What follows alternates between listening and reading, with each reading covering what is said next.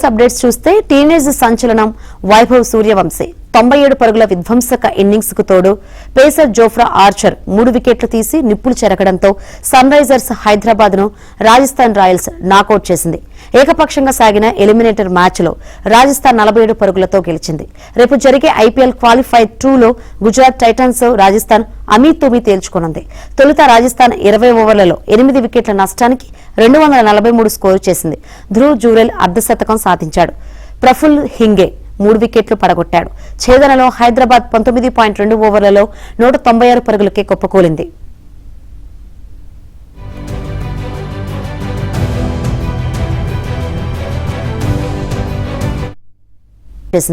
ఏకపక్షంగా సాగిన eliminator match లో రాజస్థాన్ 47 పరుగులతో గెలిచింది.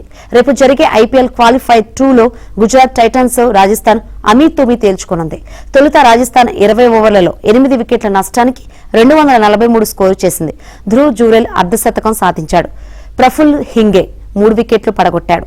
ఛేదనలో హైదరాబాద్ 19.2 ఓవర్లలో 196 పరుగులకే కుప్పకూలింది.